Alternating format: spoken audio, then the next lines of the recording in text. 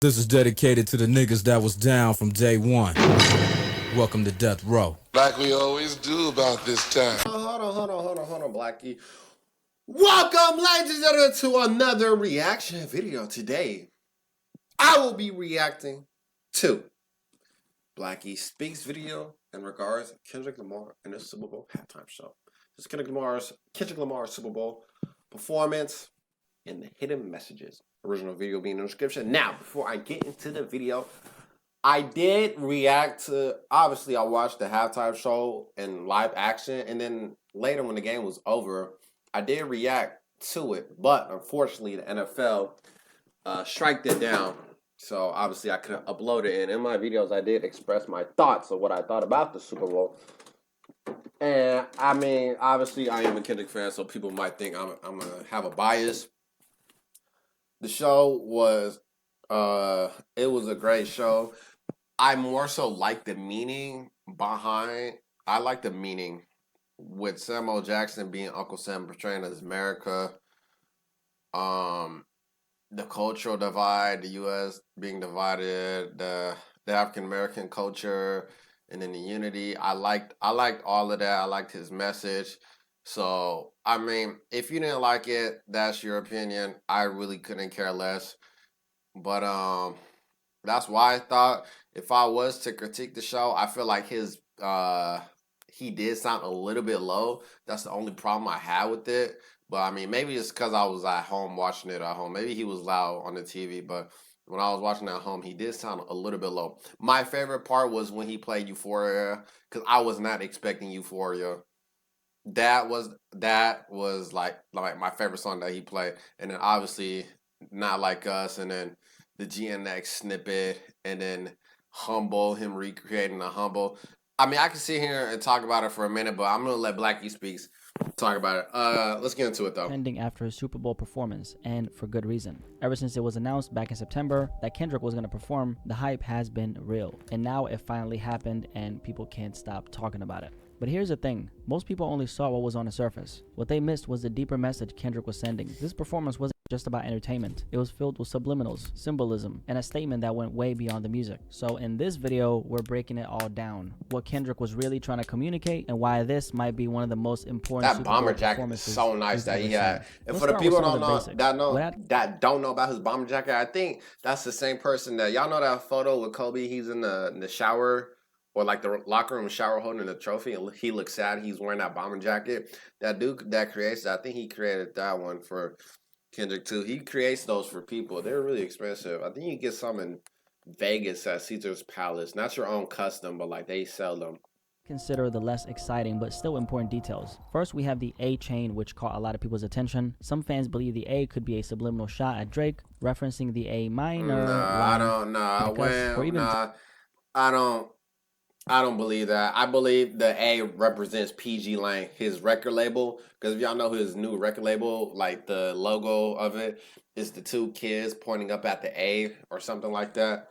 That's why I think it is. I don't think its real name, all Aubrey. that. While there's definitely a possibility, if you ask me, I think this is more about Kendrick promoting PG Lang. PG Lang, the company Kendrick started in 2020, specializes in music, film, television, and creative production. If you take a look at their merchandise, they frequently use the letter A, making this seem more like a branded promotion rather than a direct shot at Drake. That being said, I wouldn't put it past Kendrick to include this, knowing people would speculate and tie it back to their beef. But overall, I think this was less about the drama and more about using the big stage in America to push his brand forward. And then we have Serena Williams crip walking, which is so petty but undeniably funny. This moment was of course a direct, calculated jab, considering Serena's history with Lizzie. Serena Williams and Drake used to date at one point, for anyone who doesn't know. Their connection first gained traction in August 2015 when paparazzi snapped them getting cozy at a Cincinnati restaurant. Before that, Drake had already been spotted courtside at her tennis matches, fueling speculation. However, things between Serena and Drake eventually soured. The exact reason, well, nobody truly knows. But what we do know is that in 2022, Drake took an unexpected shot at Serena's husband, Alexis Ohanian, on his collab album with 21 Savage, Her Loss. He did this on the track Middle of the Ocean, when he said, "Sidebar Serena, your husband a groupie. He claimed we don't got a problem, but no boo,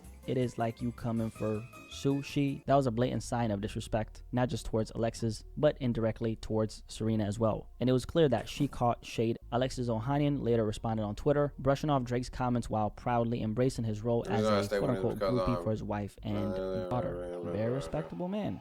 Fast forward to the Super Bowl, and Serena's playful yet symbolic crip walking during Kendrick Lamar's performance almost felt like a what high school did she go to? Did she go to Centennial as well? Both of them. I think the deeper context definitely made it hilarious in its own right, whether intentional or not, which it probably was. It was another reminder that hip hop and pop culture history always finds a way to resurface. Bro, his bell bottoms are hard. I need his bell bottoms. And they obviously had a fallout. What a better way to send a message on the biggest stage than having her dance or crip walk to what is essentially the national hater anthem against Drake. Also, SZA was up on that stage with Kendrick. And for anyone who didn't know, SZA used to actually date Drake back in 2009. So there's that. For the Serena angle, there's also another layer to this moment. Serena did grow up in Compton before moving to Florida at the age of 9. So not only does she share hometown roots with Kendrick Lamar, but the fact that they came together collectively to embrace a song that openly disses Drake, that's a shot 100%. It almost felt like a full circle moment. Kendrick, the hometown hero, using his Super Bowl performance to take aim at it. Hold on, real quick. PSA, is anybody... I know there's some of y'all watching this thinking Tyler, the Creator, was going to pop out. Are y'all disappointed he didn't pop out for the ones that wanted him to pop out? Industry rival. And then Serena, who grew up in Compton, casually hitting the crip walk to the same I feel like the show was perfect the way it went. Aside from that, we have Kendrick conveniently turning into the camera as soon as he said, "Say Drake, I hear you like him young. Better not go to Cell Block 1." Now that, I don't think there's anything particularly deep about that. But if you guys seen the look on this guy's face when he says that, I ain't really gonna say anything. Just look at this guy's face, bruh. This face has hate a million times written all over it, okay? Now that aside, let's actually go over the real shit now, okay? And this is something you'll probably only hear because nobody breaks this down like me. So how about drop a like on this video. Okay, Blackie, damn, so most people obviously pay us. attention to those surface level things like the A-Chain, Serena, and all that. Those things aside, this wasn't just a performance. This so-called performance, okay, this was actually a political statement. The show opened with none other than legendary actor Samuel L. Jackson introducing Kendrick Lamar. But this wasn't just an introduction. Samuel L. Jackson was dressed as Uncle Sam, the well-known symbol which is supposed to represent the U.S. government. So he's a physical embodiment of the government, okay? And that embodies authority, control, which is essentially the same system that Kendrick has been fighting for the entirety of his career, but most importantly of all, life. And then I don't know if I'm gonna watch another video about how people react to it, but I saw something on Instagram talking about some Republicans said that the thing was too political. A politician saying something that's too political was kind of crazy. Career being critical of the systems in America that have contributed to so much of the pain Black America has faced. He's never shied away from addressing oppression, economic disparity, and systematic racism in his music. In fact, he dedicated an entire album to these themes in 2015 called To Pimp a Butterfly. One of the most striking examples of this is Wesley's Theory, the very first song on the album where Kendrick raps, "Anything to see, my name is Uncle Sam, I'm your dog, motherfucker, you can't live at the mall, I know you're kind, that's why I'm kind, don't have receipts, oh man, that's fine, pay me later, wear those gators, cliche, then say fuck your haters." Now this particular song is about financial traps that have kept Black Americans stuck in a cycle of debt and economic struggle. Kendrick paints a picture of the U.S. government personified as Uncle Sam, luring young Black men into a false sense of financial freedom, encouraging them to overspend, indulge in materialism, and accumulate debt, all while knowing that the system is designed to keep them from ever truly attaining wealth. Simply put, it's a trap. And Kendrick, being as intentional as he is, wasn't just referencing the song for nostalgia. His decision to have Samuel L. Jackson dressed as Uncle Sam introduce his Super Bowl performance was a callback to this very idea, reminding us that financial literacy, systematic racism, and the exploitation of Black culture are still very relevant conversations today. Wesley's Theory is a direct reference to actor Wesley Snipes, who famously went to prison for tax evasion. Kendrick used Snipes' situation as a metaphor for how the system sets up Black artists, athletes, and entertainers to fail financially. Wesley Snipes was once one of the biggest actors in Hollywood, but after failing to pay millions in taxes, the American government came down on him hard. While tax evasion is a crime regardless of who commits it, Kendrick's point is that Black celebrities are often placed in a financial trap, encouraged to spend recklessly, not given tools for financial literacy, and then penalized harshly when they make mistakes. Kendrick's message in Wesley's theory is that the system doesn't just allow black success, it profits off of black success while making sure that the wealth never truly stays within the community. The government gives opportunities, loans, and access to luxury, but then punishes those who don't navigate the system correctly. It's a cycle, one that's intentionally designed to keep black people chasing wealth without ever achieving true financial independence. And when you bring this back to the Super Bowl performance, the symbolism becomes... Just a quick question. So how do you break that cycle of chasing wealth? That's a question for y'all. Just asking y'all. Even clearer, Samuel L. Jackson as Uncle Sam wasn't just a random creative choice, it was a statement. Kendrick was showing that the same oppressive forces he's been rapping about for years are still at play, even on one of America's biggest stages while he's on that stage. Essentially, Kendrick is saying, the same forces that allowed me to get on the stage, the ones that helped me get to my success and wealth, are the same forces still controlling the game while I'm performing on this stage. It's a paradox. Kendrick is saying that, hey, I know that I'm benefiting from the system, but he's also a product of the system's Further context, the industry profits off black culture, but doesn't want it to be too raw, too real, or too disruptive. Kendrick is being told to stay in line. Yeah, and that's what I was saying. Like the Republicans or politicians talking about this shit was too political. That's basically stay in line. When Kendrick performed, what was it? Was it at the Grammys or the BET Awards? When he performed All Right on top of the cop car. And the people on Fox News are saying they didn't like it. Rap has done more damage than racism to the African American community in recent years. Like, bro, you sound how ignorant that is. Like, bro, you sound stupid. Basically, it's stay in line. I mean, let's be honest. I mean, like, white people, they don't like it when black people, quote unquote, get out of line. They want you to be a good black. They want you to do what you're told, and fucking they want to see what they want to see. If they see what they don't like, then they're gonna fucking disrespect you. And that's what they did. It's no different from whether it's rap or even this always dated back in the beginning of rap. When rap first came out, then NWA, gangster music, etc. And then now this. I mean, this has always been the timeline of rap.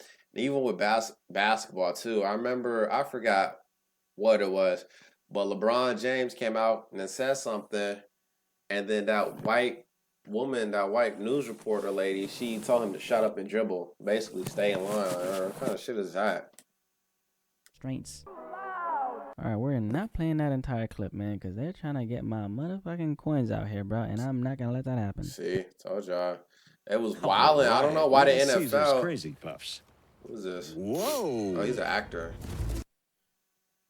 NFL tweaking. I'm not gonna let that happen. And that's why Samuel L. Jackson, representing the U.S. government, injects himself into the performance by saying, too loud, too reckless, too ghetto. This moment isn't just about performance theatrics. It's a direct critique of how black expression is often policed and commodified. It's the system allowing Kendrick to exist. I'm gonna stop pausing it, but y'all get my point though. The message is clear. Be successful, but not too successful. Speak out, but not too loud. Stay in line, play the game, and don't disrupt the system that benefits you. Now, the game he's referring to is the entertainment industry itself. The same industry that uplifts, but of course exploits black artists at the same time. It's the idea that as long as you're making money for the system, you're welcome. But the moment you challenge it too much, you become a problem. Kendrick has played this game masterfully throughout his career. He's managed to critique the system while still thriving within. At the Super Bowl, one of the biggest stages in America, he's making it clear. I feel like when Blackie said that, that's a good point. When Blackie said that, Kendrick is in a system where it is corrupt, but he wants there to be a change in the system, but he's still benefiting off of that system, but he wants to be a change. I feel like you could apply that to like YouTubers in a way, like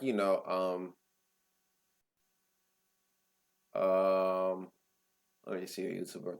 Cameron, y'all know who Cameron is. Check him out. Cameron with a K. He did that video on Deshae Frost, and then Deshae and his fanboys got it taken down, and then Cameron got in trouble by YouTube. So like obviously there's a flaw in his system, but he's still benefiting from that system. But at the same time, he's still out that system to be a change. I don't know. It's very interesting saying that if you're whatever you do in life, whether it's rap, a sport, the job or workforce, military, YouTube, etc. You're in a system, and there's gonna be a flaw within the system that can fuck you up / other people of your kind up or other people up. And I don't know, I'm too deep, nigga. Let's get back to it. And I know exactly how much freedom I actually have. Now, this is where Drake comes into the picture. Drake is a Canadian guy who, unlike Kendrick, has never been positioned as a revolutionary or a disruptor. He plays the game effortlessly, adapting to every trend, every industry shift, and every cultural moment without ever truly challenging the system. The battle between Kendrick and Drake isn't just about music or two rappers going at each other. It represents something bigger. It's yin versus yang, good versus evil, authenticity versus industry manipulation. Kendrick is the artist who constantly critiques the system, calling out its flaws and exposing its traps. Drake, on the other hand, is the artist who thrives within the confines of the system. Drake, for a long time, has represented the industry's favorite artist, marketable, accessible, and not so controversial. Kendrick, on the other hand, represents the people's artist, critical, disruptive, and unwilling to conform. Their rivalry has been painted as just another rap beef, but on a deeper level, it's a clash of ideologies. That's really what it is. And cultures. So when Kendrick takes on the biggest stage in American entertainment and turns it into a statement against the system, it's not just about Drake. It's what he symbolizes. It's Kendrick reminding the world that the industry rewards. He said an influence bar too before he performed Not Like Us. Not Like Us, he made sure that message was loud and clear. Now later on, before Kendrick is about to perform Peekaboo, Samuel L. Jackson delivers the line, "I see you brought your homeboys with you." The old culture cheat code, scorekeeper, deduct one life. This is more than just a random transition. It's a loaded statement. This moment ties directly into the overarching theme of the performance. The battle between playing the game and challenging the system just enough. "I see you brought your homeboys with you." On the surface, it acknowledges Kendrick bringing his team, his culture, and most importantly of all, his people to the stage. But coming from Samuel L. Jackson, who's playing Uncle Sam, the symbol of the U.S. government and the industry's power, it carries a condescending tone. It suggests that Kendrick is leaning on the strength of his roots, his community, and black culture to make an impact. It's almost as if Uncle Sam is saying, "Oh, so you're using your people, your authenticity." The fuck are you doing? Hold on, bro. Did he just spray some What are you doing? Whoa, what the hell are you doing? Tone. It suggests that Kendrick is leaning on the strength of his roots, his community, and why is he acting wacky? What is this? It's almost as if Uncle Sam is saying, "Oh, so you're using your people, your authenticity, your blackness as a way in?" And it's funny because blackness is literally the source of everything in the entertainment industry. Music, style, culture, but when it comes to the image that the industry wants to represent, it's often watered down, controlled, or packaged to be more digestible for mainstream audiences. Hip-hop, R&B, and black culture as a whole have shaped every major movement in music and entertainment. Yet the industry has historically treated black artists as both the foundation and the afterthought. Black artists are expected to innovate, set trends, and define culture. But when they become too outspoken or too disruptive or too unapologetically black, they're met with resistance. And this is that resistance at play. When Samuel L. Jackson as Uncle Sam dismisses Kendrick's authenticity as just a cultural cheat code, it reflects how the industry uses black culture while trying to control who gets to profit from it. So this I keep pausing it, but before I saw this video, I saw a video about, I mean, it's not just white people. I'm not just going to dog out white people. It was black people too. But I saw a video about white people reacting to the to his Super Bowl. And I saw a clip of some lady saying she didn't understand what he was saying, and it was awful. And it just made me think. I was just like, damn. Like, you just don't get it. You just don't get it. You cannot sit here and tell me you didn't understand anything that he's saying. Could be a subtle dig at how the industry exploits black culture, get it, bro. allowing artists to bring their background. You got a banana with you. What's wrong with you? Benefits the system. Also, he's performing Peekaboo, so let's talk about the white I just outfits. Put them boogers in my because chain. Those white outfits right there is definitely more than just a fashion choice. If you follow Kendrick's career, you know that he doesn't do anything without intention. In a situation like this, there's a strong argument that this was a direct reference to the KKK and the idea of America. All the dancers I feel like that's moving in unity while Kendrick performs a song that directly calls out Drake, who's supposed to represent the system. That visual alone is very symbolic. The Ku Klux Klan, also known as the KKK, is known for wearing white robes, representing white supremacy, oppression, and the same systematic racism. The crazy thing is they're still around against his entire career. And let's not forget that hip hop has been calling out KKK. From Ice Cube to Tupac, and now Kendrick is continuing that tradition on one of the biggest stages Fuck in America. them niggas. This could also be a reference them to niggas Colin got Kaepernick. a problem with it. The They can NFL see has me a too. complicated history of race, from how the Colin Kaepernick situation played out to the way black artists have been selectively allowed to perform on certain stages. And yet Kendrick gets up there and flips the entire thing into a critique of the system itself. It's almost like he's saying, look, I know what country this is, I know how this game is played, and I know exactly where we stand. Now, right before Kendrick is about to perform Not Like Us, Samuel L. Jackson delivers another loaded line. That's what America wants. So we're gonna have to cut that short because copyright is beating my fucking ass right now, bro. Yeah. Oh my goodness, speaking of Kendrick, I'm gonna see that movie. I think that's gonna be the first Marvel movie I've seen since. That's gonna be the first Marvel movie I see since Endgame. No, Deadpool. I'm tripping. Deadpool, Wolverine. Tweaking. Damn, when did that movie come out? Last year? Cut that short because copyright is beating my fucking ass right now, bro. I'm excited to watch that's that what movie. I'm talking Anyways. about. That's what America wants. Nice and calm. You're almost there. Don't miss this. And before he can even finish, Kendrick cuts him off, launching straight into Not Like Us. So this moment wasn't just theatrical. Now this moment wasn't just theatrical. It was symbolic. It was the system quite literally being interrupted. Samuel L. Jackson, still playing the role of Uncle Sam, the government, the establishment, the industry, was essentially telling Kendrick, this is what we want from you, something safe, something that doesn't challenge us. You're almost where we want you. Stay in line and don't ruin it. But Kendrick doesn't let him finish. Instead, he shuts him completely down and jumps straight into Not Like Us, arguably the most rebellious moment of the entire show. And that right there, that's the perfect representation of how America has always tried to police black voices. The government has a history of suppressing outspoken black figures, whether through censorship, blackballing, or outright violence. The entertainment industry has a habit of rewarding black artists only when they play by the rules and punish those who challenge the system. The media often tries to dictate how black artists should behave, expecting them to be nice and calm rather than unapologetic and disruptive, because when other groups of people speak up, it's seen as passion, advocacy, standing up for what's right. But when black people speak up, suddenly it's labeled as aggression, a threat, or something that needs to be controlled. But Kendrick isn't here to be controlled. Look at the BLM the second Uncle Sam tries 2020. To contain him, he breaks free by being his loud, aggressive self and does the very thing they don't want him to do. And then to top it all off, Kendrick ends his Super Bowl performance with the song TV Off, which quite literally means turn the damn TV off. Turn this TV off. Turn this. I think there are two major layers to why Kendrick chose to I feel like, hold on. I feel like you missed the when he said he took Gil Scott's the revolution will not be televised, and he flipped it. He said the revolution will be televised. You picked the right time, but the wrong guy. I feel like you should have broke that down. To everyone. In a world where people are constantly fed media narratives, propaganda, and distractions, Kendrick is. But what do I think about that specific line? The revolution will be televised. You picked the right time, but the wrong guy. I mean, we look back at Gil Scott's. The revolution will not be televised. The revolution is to change and not be televised, meaning the revolution starts within the mind. In order to change, you got to start with your mindset. And obviously, you cannot see when somebody's mindset changes. I mean, it happens throughout time and overnight. But you yourself, you cannot see somebody else, like their mindset change. So that's what it means to not be televised. But in this instance, the revolution will be televised, so we will see the person's change during that time, but you picked the wrong person.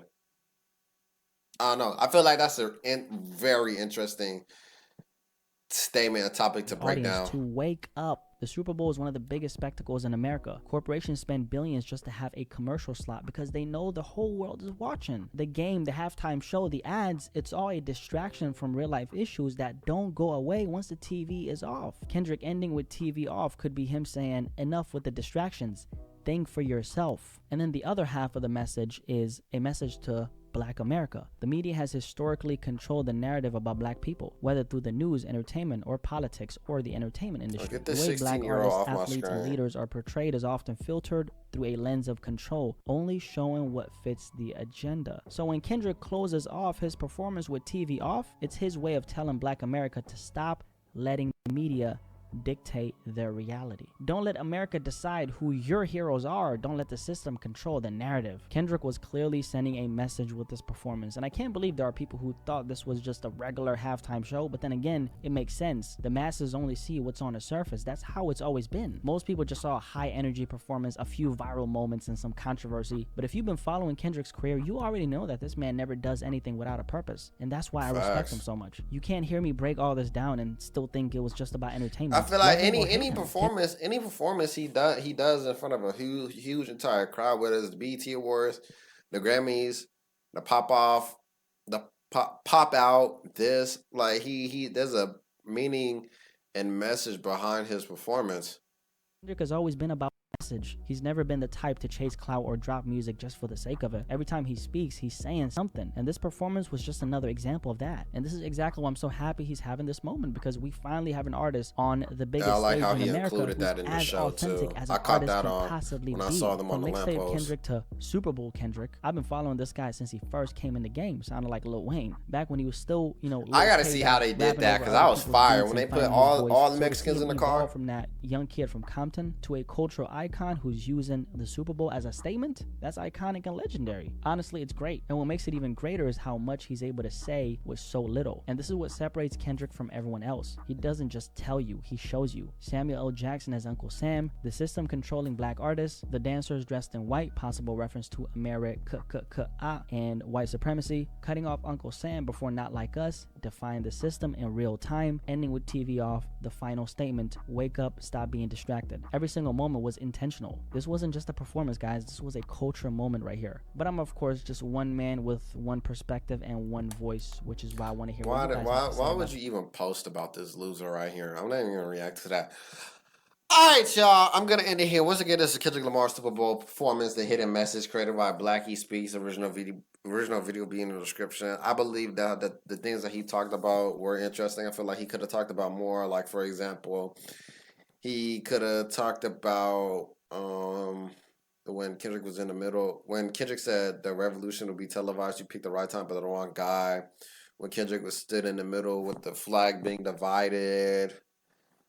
What else? I caught those two. Kendrick said a bar talking about some 40 acres in the mules. This is bigger than music. And then you can't imitate the influence. He said something like that. What else caught my eye? Those are the four that I mean, he could have tried to break down like the lamppost scenes and stuff. I don't know. I feel like this whole entire show could have been a breakdown. But if I was to do that, I would have to make an essay about it. But all right, y'all. I'm gonna end it here. Comment down below you guys' thoughts on the Super Bowl halftime show, the meeting and stuff, what y'all caught on, what y'all liked. And yeah, I will see y'all in the next one. Grandson out. Situation, I even, and all of, I'm the justice, and even, and all of.